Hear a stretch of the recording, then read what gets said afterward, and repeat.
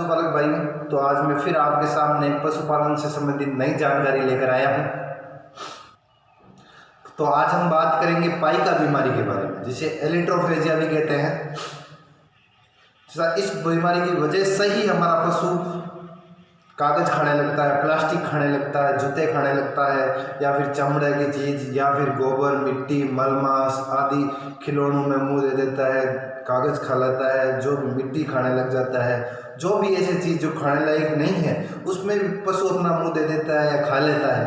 वे ज़्यादातर पाइका बीमारी की वजह से ही खाते हैं। तो आइए हम आज इस पाइका बीमारी के बारे में विस्तृत से चर्चा करेंगे। तो कैसे पता करेंगे कि हमारे पशु को पाइका बीमारी हो गई है?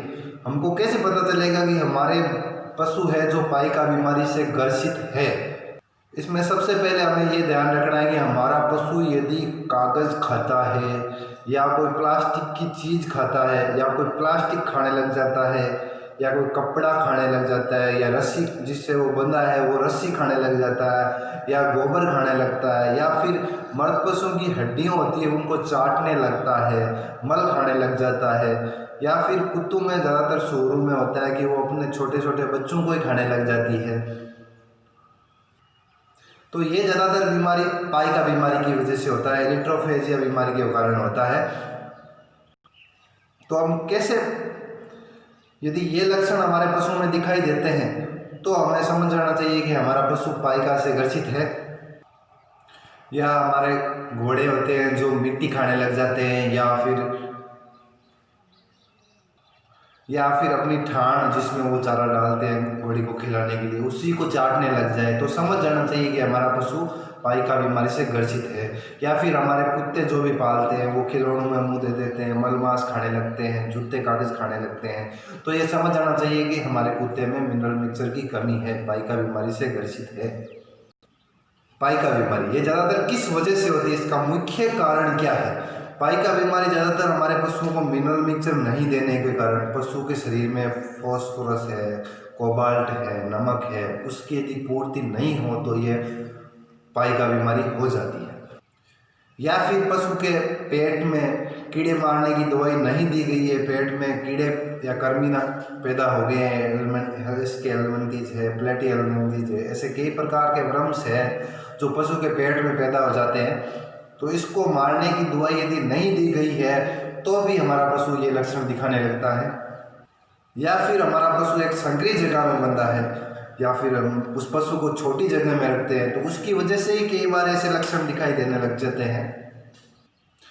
तो ऐसे यदि लक्षण दिखाई दे तो क्या करें? हमारे पशुओं में ऐसे कोई भी लक्षण दिखाई देता है तो सबसे पहले हमें उस पशु की डिवॉर्मिंग करवानी है। डिवॉर्मिंग का मतलब होता है कि उसको पेट में कीड़े मारने की दवाई ज़रूर देनी है।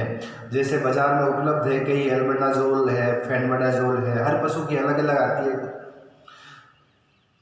ऑक्सीक्लोजेनाइड है, लिवामिसोल है, कई प्रकार के डिवॉर्मर आते हैं जो पेट में कीड़े मारने का काम करते हैं। देसी दवाई में हम काला जीरी भी दे सकते हैं जिससे कि पशु के पेट के कीड़े खत्म हो जाए।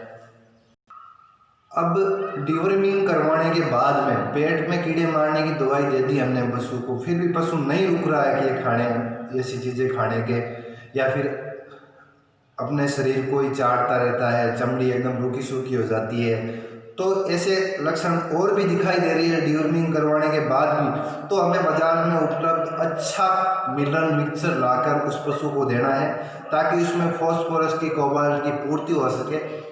साथ में उसे नमक भी देना है। नमक देने से नमक की पूर्ति हो जाएगी। मिनरल मिक्सचर देने से मिनरल मिक्सचर जितने भी है विटामिन, जितने भी लवण है, खनिज लवण, उनकी पूर्ति हो जाएगी शरीर में, जिससे कि पशु आपका फास्फोरस बीमारी की पूर्ति हो जाएगी, तो पाइका से ग्रसित होगा नहीं। तो हमें मिनरल मिक्सचर देने से टाइम ये ध्यान रखना है कि उस मिनरल मिक्सचर में सारे कैल्शियम, फास्फोरस, विटामिन, जितने भी खरीदने वाले माइक्रो न्यूट्रिशंस है वो भी उसमें अंदर मौजूद होने चाहिए। विटामिन भी, जैसे विटामिन ए भी अंदर मौजूद होना चाहिए, सेलेनियम भी अंदर मौजूद होना चाहिए, जितने भी वो विटामिन होते हैं सारे उसमें उपलब्ध हो, वैसा ही कोई अच्छा मिनरल मिक्सचर लाकर हमारे पशु को देना है, जिससे कि आपका पशु एकदम स्वस्थ हो जाएगा। बाद में कोई भी ऐसी चीज़ नहीं खाएगा जो खाने लायक नहीं हो। उन्हें तो रेत खाएगा, न मिट्टी खाएगा, न कुछ कागज है, गोबर है, ऐसी कोई भी चीज़ आपका पशु 100% छोड़ देगा ये उपाय करने के बाद में, और आपका पशु एकदम स्वस्थ हो जाएगा। धन्यवाद। तो आप सब पशुपालक भाई जो भी पशुपालन करते हैं, हमारे संबंधी कोई भी किसी पशुपालन संबंधी किसी भी जानकारी के बारे में आप जानकारी लेना चाहते हैं तो हमें कमेंट बॉक्स में कमेंट करके बता सकते हैं। अगर हमारी दी हुई जानकारी आपको पसंद आई है तो हमारे चैनल को लाइक, शेयर और सब्सक्राइब जरूर करें। धन्यवाद।